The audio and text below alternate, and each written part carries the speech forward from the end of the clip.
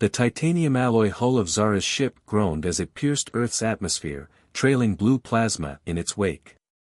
Her slender fingers danced across the neural interface, trying to maintain control of the failing vessel. The Etherian escape pod wasn't designed for atmospheric entry, but she had run out of options when the Syndicate vessels cornered her near Mars. Navigation systems critical, the ship's AI announced in its maddeningly calm voice. Structural integrity at 30%. Zara's iridescent skin flickered with stress patterns, her natural bioluminescence betraying her fear despite years of healers' training in emotional control. The Rocky Mountains loomed ahead, their snow-capped peaks reaching up like jagged teeth in the pre-dawn light.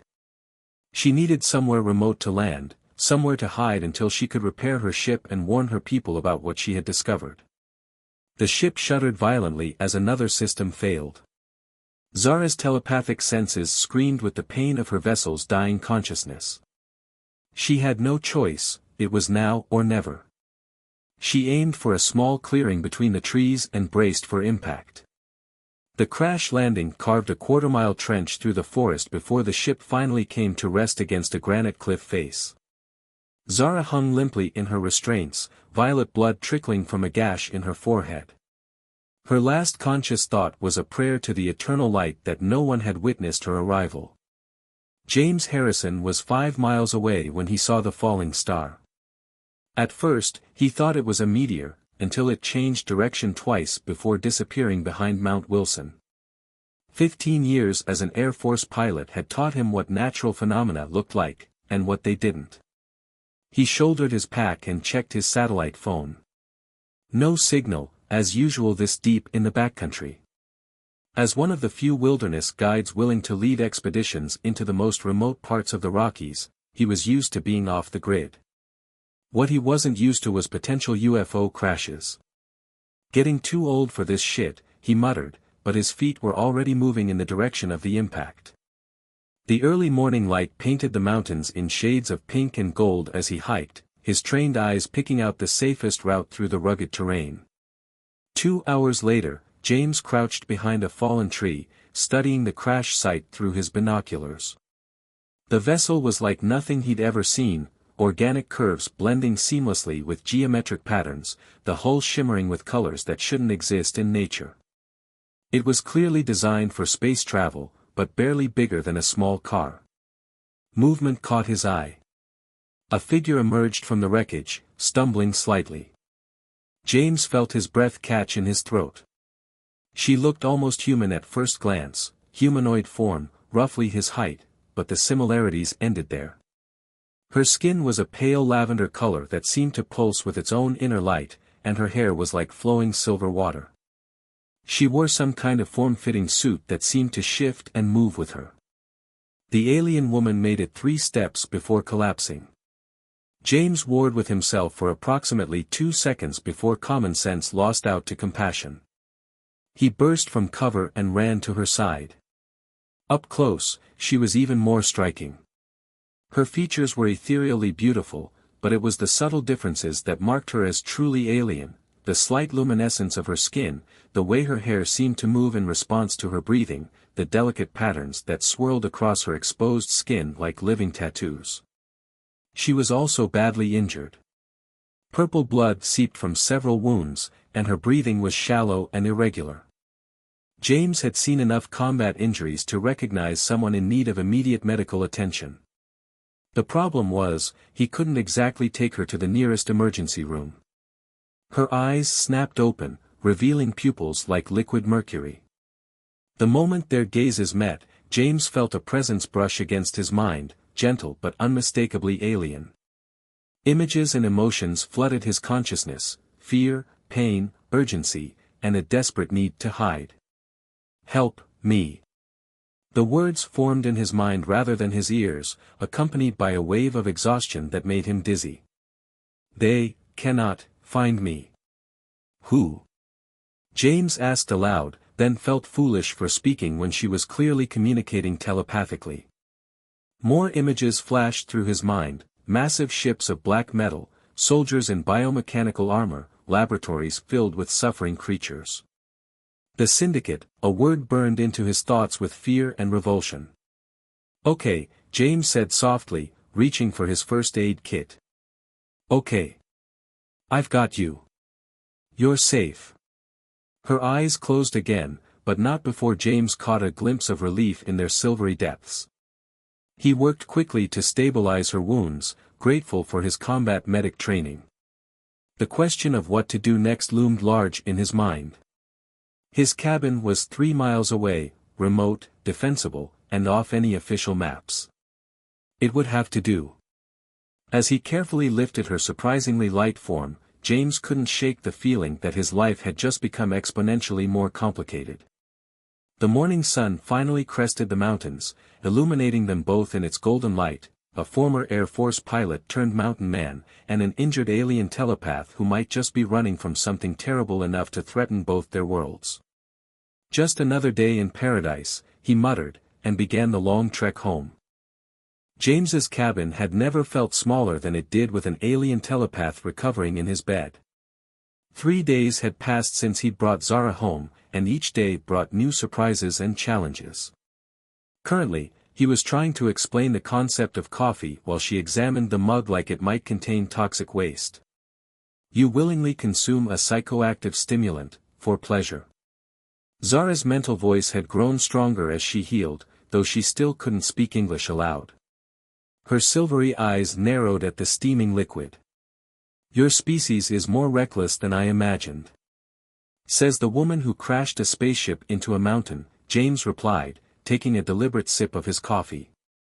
He'd gotten used to the telepathic conversations, though the sensation of another mind touching his still sent shivers down his spine. Amusement rippled through their mental connection, accompanied by shifting patterns of light across Zara's lavender skin.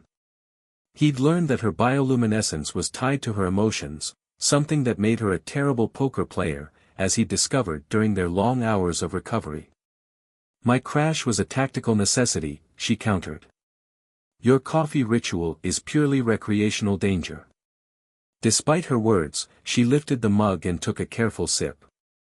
Her eyes widened, and the patterns on her skin blazed briefly with surprise. Verdict? Fascinating, she admitted. Though I suspect my body will process the stimulant differently than yours. She set the mug down and turned her mercurial gaze to the window, where dawn was just beginning to paint the mountains. The repairs to my ship's communication array should be complete by tomorrow. James felt an unexpected pang at her words. You're still planning to contact your people? I must. Worry colored their mental connection. What I discovered about the syndicate, my people need to know. They're planning something big enough to threaten both our worlds. You still haven't told me exactly what you found. Zara's luminescence dimmed, a sign James had learned meant she was troubled. The syndicate has been experimenting with cross-species DNA manipulation. They're trying to create biological weapons that can target specific races. But they've hit a barrier, human DNA. What do you mean? Your species is simultaneously more primitive and more advanced than most spacefaring races. Your DNA shows signs of countless adaptations, mutations that should have taken millions of years to develop naturally. Your evolutionary impossibilities. James absorbed this information while pouring himself more coffee. And this is important because the syndicate believes humanity holds the key to perfecting their bioweapons. They've been abducting humans for years, conducting experiments. Her mental voice hardened. I found their research facility. What they're doing, it's monstrous. That's why they were chasing you. Zara nodded, her silver hair flowing like liquid metal with the movement. I managed to steal their research data, but they detected my presence before I could transmit it to my people. Hence, the tactical necessity of my crash. James set down his coffee and leaned forward. So let me get this straight, there's an evil alien organization experimenting on humans, and you're the only one who can expose them? A simplified version, but essentially correct. Then I'm coming with you.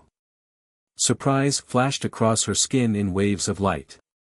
That would be unwise.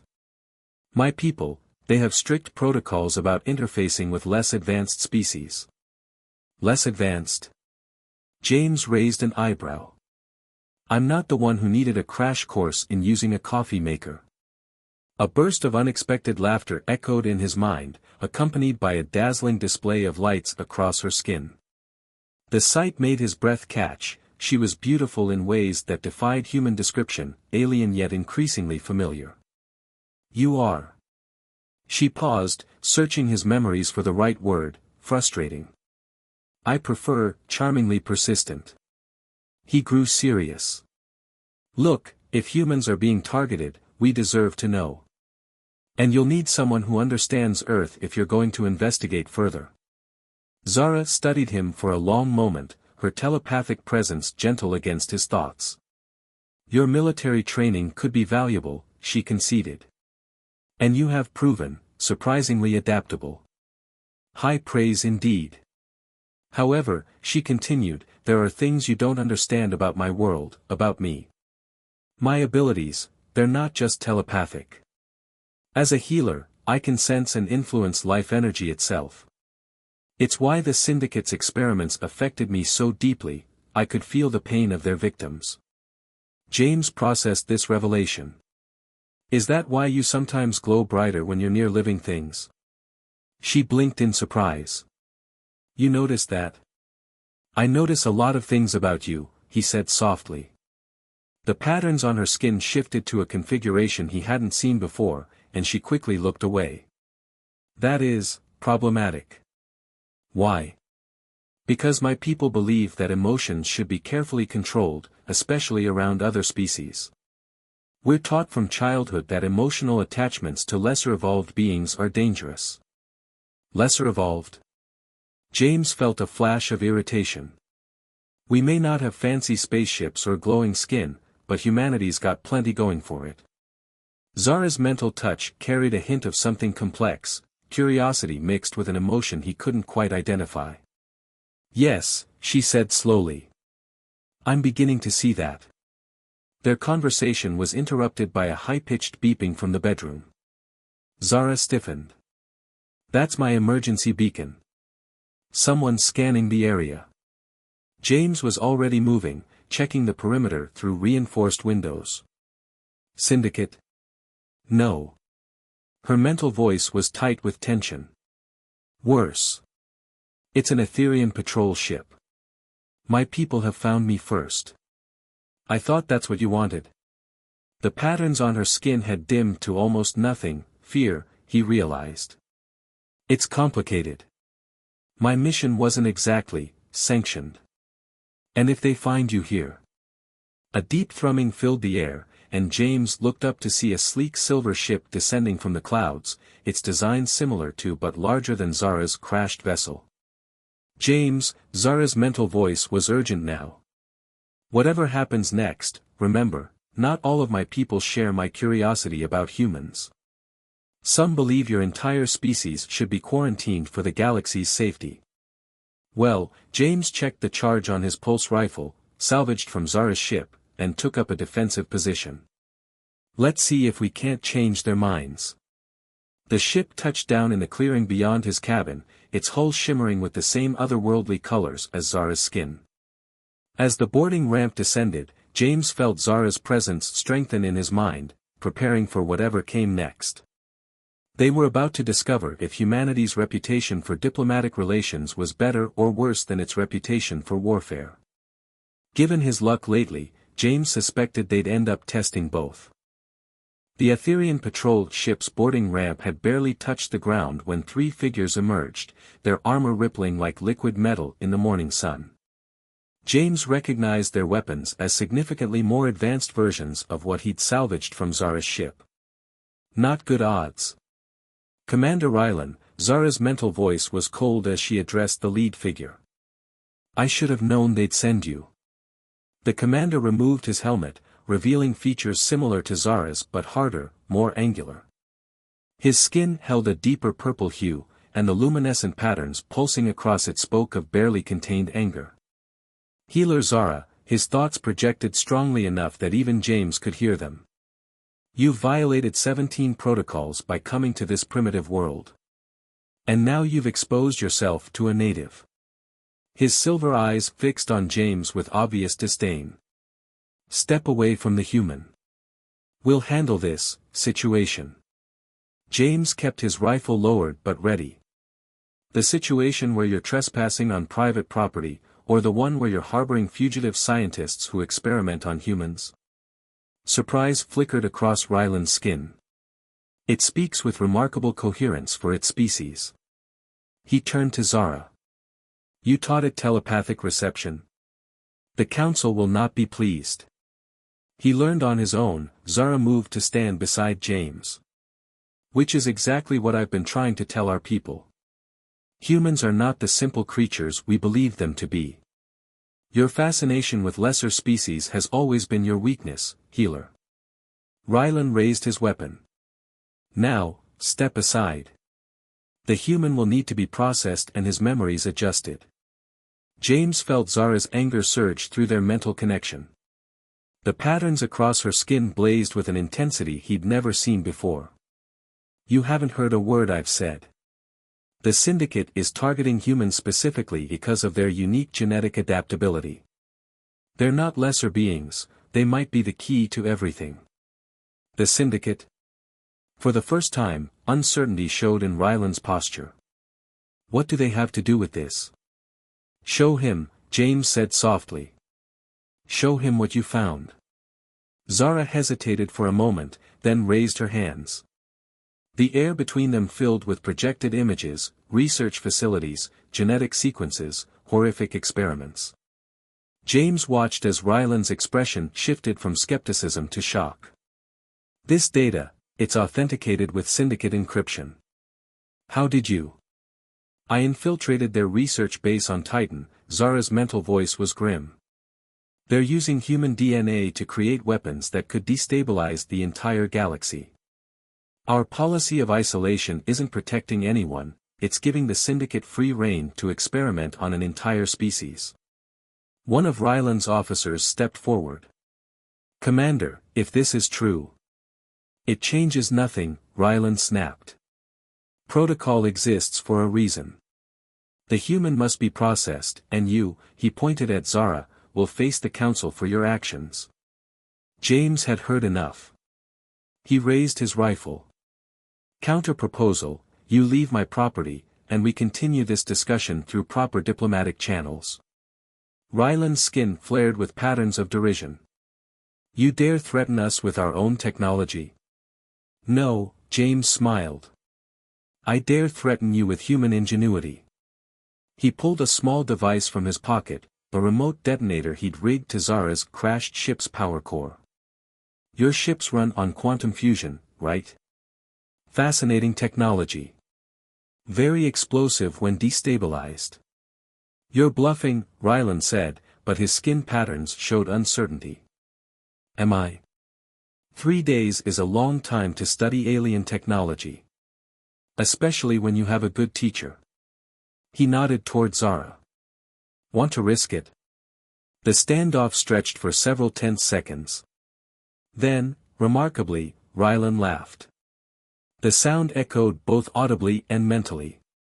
Perhaps, he said slowly, we have underestimated your species. He lowered his weapon. You realize this changes nothing about your situation, Healer Zara. The council must be informed. Then inform them, Zara replied. But tell them everything. About the Syndicate, about what's really happening on Earth. It's time for our people to stop hiding behind protocols and face reality. Ryland studied them both for a long moment. You have 12 Earth hours to present yourselves to the council. After that, I cannot guarantee your safety, either of you. He turned to his officers. We're leaving. As the patrol ship lifted off, James released a breath he hadn't realized he'd been holding. Please tell me you have a plan for the next 12 hours. Zara's mental touch carried a mix of anxiety and excitement. The council must be made to understand. But first. She turned to him, her silver eyes intense. There's something I need to know. That device you threatened them with, it wasn't really connected to my ship's power core, was it? James grinned. Want to maintain plausible deniability? Patterns of exasperation and amusement danced across her skin. You're either brilliant or insane. I haven't decided which. Why not both? His expression grew serious. So, what's our next move? We find proof that can't be ignored. The Syndicate has a research facility somewhere on Earth, I saw it in their data. If we can locate it, we can force both our peoples to acknowledge the threat. James nodded. Where do we start? Zara's skin began to pulse with patterns he recognized as determination. First, we need transportation. My ship is beyond repair, and we can't risk stealing an Etherian vessel. I might have an idea about that. James smiled. Ever heard of Area 51? The patterns on Zara's skin shifted to show curiosity mixed with concern. Your species has hidden quite a lot from itself, hasn't it?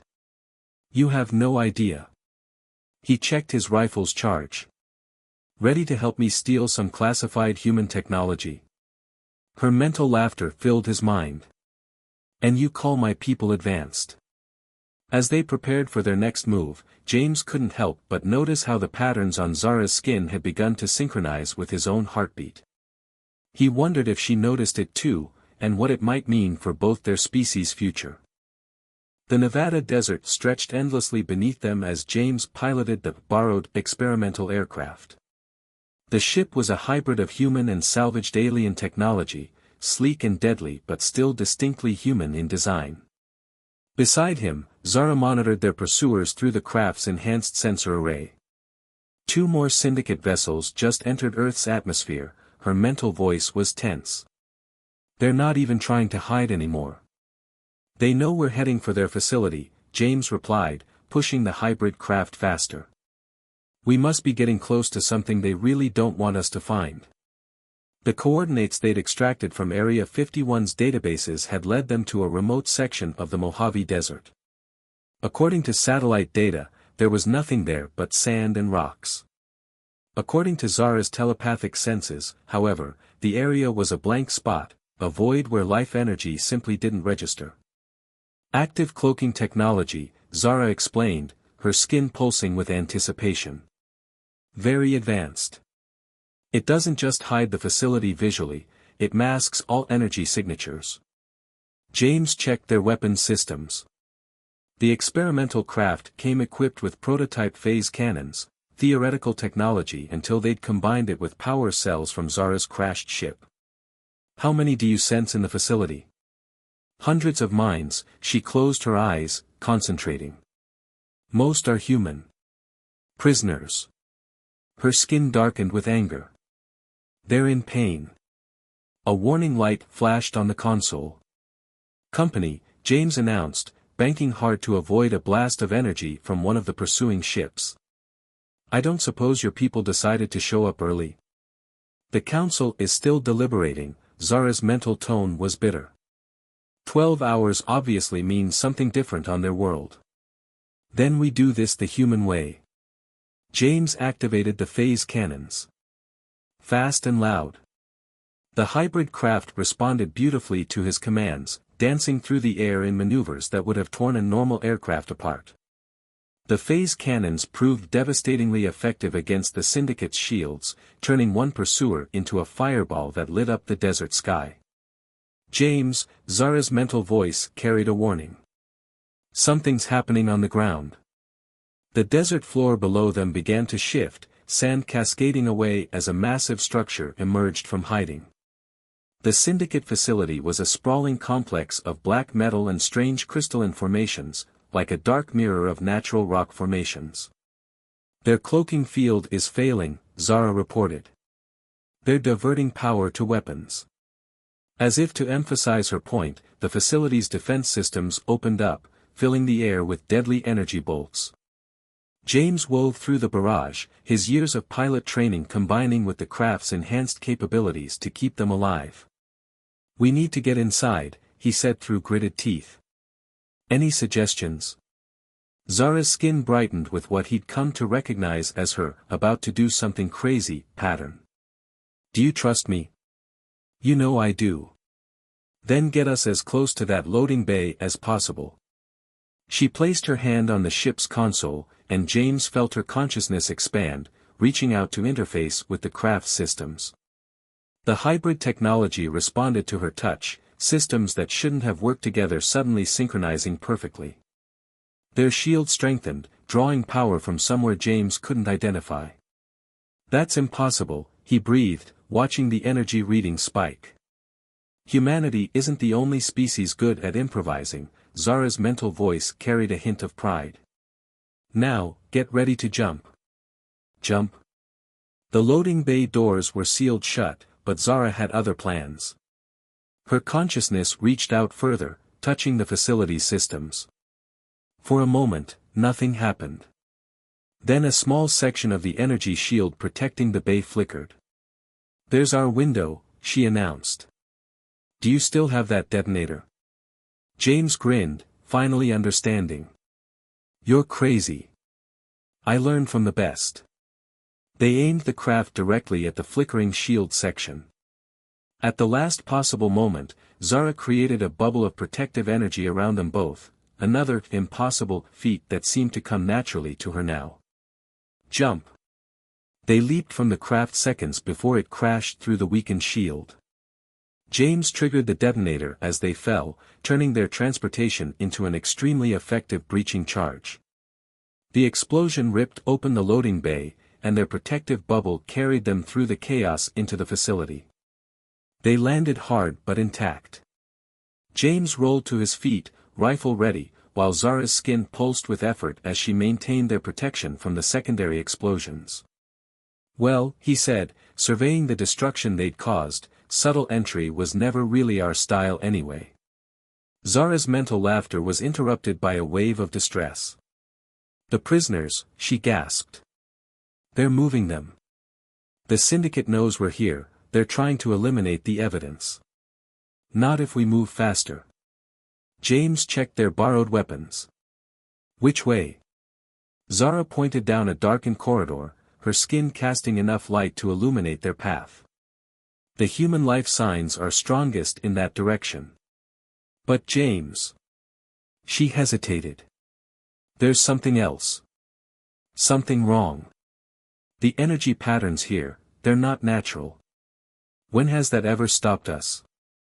He offered his hand to help her up, trying not to focus on how her skin tingled against his palm or how the patterns of light seemed to reach out toward him. She took his hand, and for a moment, their minds touched more deeply than ever before. James caught glimpses of her thoughts, her feelings, things she'd been carefully hiding behind mental barriers. The depth of her concern for him, her growing understanding that her people's beliefs about humans had been wrong, and something else, something that made his heart race. We should. She started to say, then froze. Behind us. They spun to face a group of syndicate soldiers, their biomechanical armor making them look more machine than living being. But it was the figure leading them that made Zara's skin flare with shock. Hello, sister, the newcomer's mental voice was cold and familiar. The council said you might try something foolish, but this? This exceeds even their worst expectations. Naira, Zara's mental whisper was filled with pain. You're working with the syndicate. How could you? James kept his weapon ready but held his fire. The family reunion from hell would have to wait, they had bigger problems. Through the shattered loading bay behind their enemies, he could see more syndicate ships approaching. The next few minutes would determine not just their fate, but potentially the future of human-alien relations. As usual, they were outnumbered, outgunned, and out of time. Just another day of breaking all the rules with a glowing alien telepath.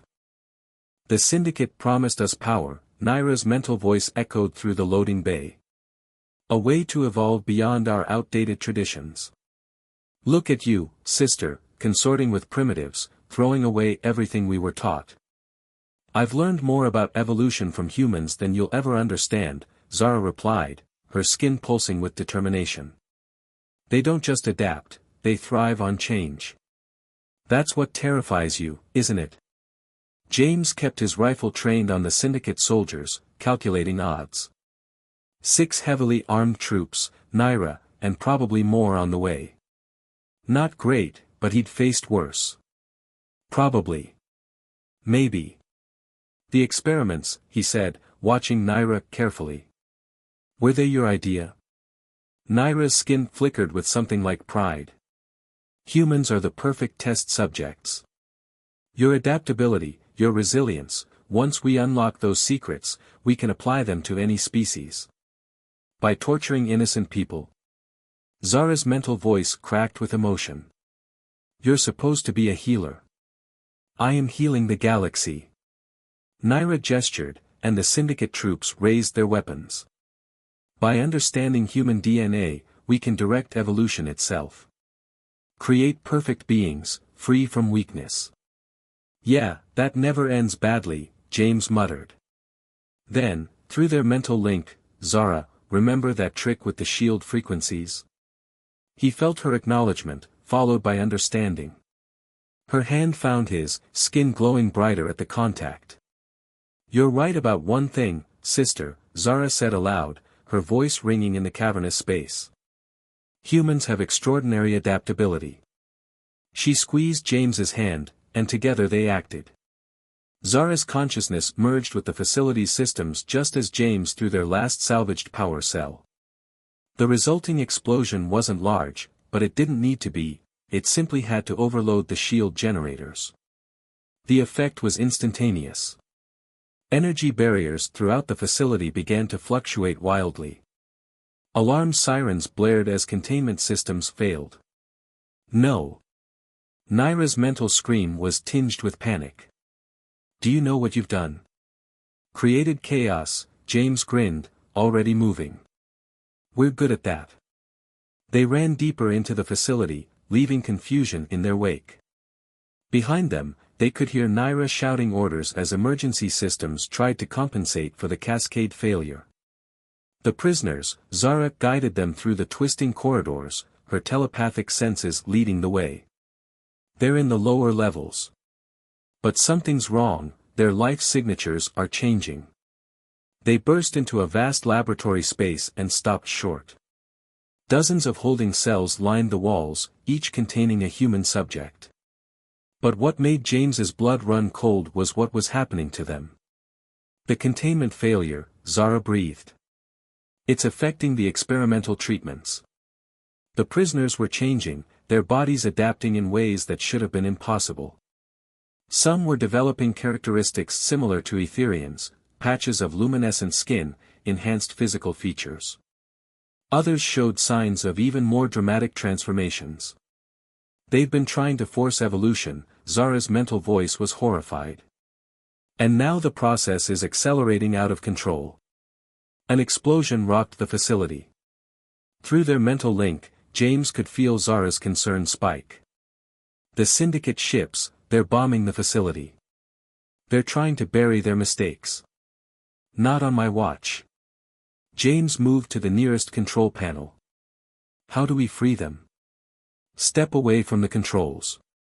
Naira's voice came from behind them. She stood in the doorway, her skin pulsing with rage. You have no idea what forces you're playing with. Forces like this. Zara's skin suddenly blazed with brilliant light.